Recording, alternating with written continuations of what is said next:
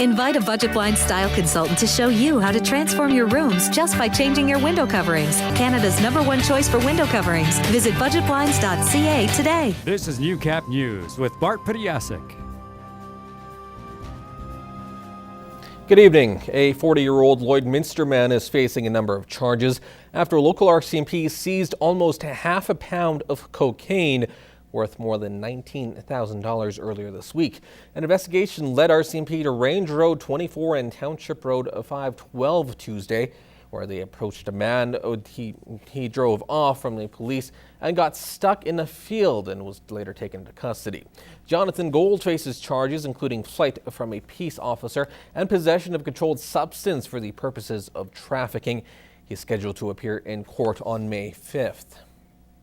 And a teen girl is in hospital after an alleged stabbing on a Makwesagagan First Nation. Loon Lake RCMP say they were called out to a home on the First Nation just before 6 o'clock yesterday morning.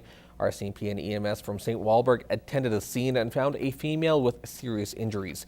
The victim was initially taken to a hospital in Meadow Lake and then transferred to Royal University Hospital in Saskatoon. Police say they will not be releasing any details about the weapon used or the extent of the injuries at this time. Well, the grain transportation fiasco of 2013 remains a delicate issue for ag producers in the prairies, and some are not happy with how the government of Saskatchewan is dealing with it. This is the province has chosen not to extend the previous order in council that forced railways to carry a minimum amount of grain to market.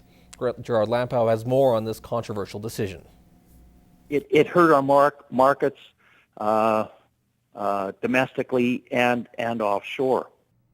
Untouched grain still sitting in silos. This was the scene for many producers during the bumper crop of 2013. Too much product with no way to get to market. The federal government was forced to act, making railways carry the grain under threat of fines.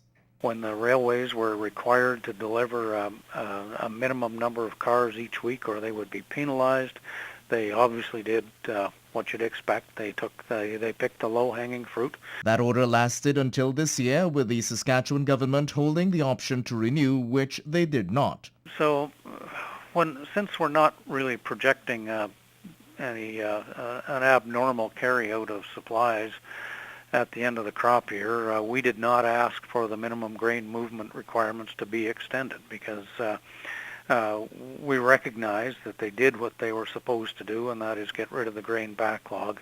That decision does not sit well with the Agricultural Producers Association.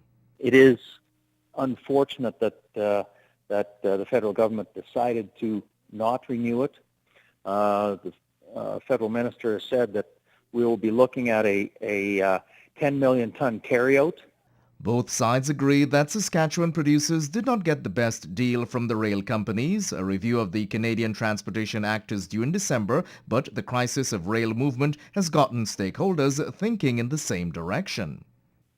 There is some optimism that maybe this time we will have, I don't know if it'll be the fix, but improvements that will make grain transportation much more palatable in Western Canada. Gerard Lampow, Newcap News. With spaces that host up to 4,000 people, the Lloydminster exhibition is holding more events each year and bringing in bigger names to the border city. Now, local ticket buyers who aren't as keen to buy online can come in and get a hard copy of their ticket for any Ticketmaster event across Western Canada. We're pretty excited to announce that we are becoming a Ticketmaster outlet. For some, buying tickets online or over the phone can be stressful, and Daryl Hanley, chair of special events, says they are losing sales because without being an official outlet, they can't sell tickets at their office to some of their own events. We were getting busier and we're putting on more events, and we get a lot of questions about why can't we buy our tickets there at the office through Ticketmaster. And because we're doing more and more bigger concerts with bigger names, they all want Ticketmaster involved. Now you can still buy online and then choose a pickup option or complete the process face-to-face at no extra charge. There's some people that are not comfortable with printing off tickets at home and not sure that's going to go right and you get computer glitches. So now we actually will look up what is best for you and sell your tickets to you right here. Daily service is officially up and running.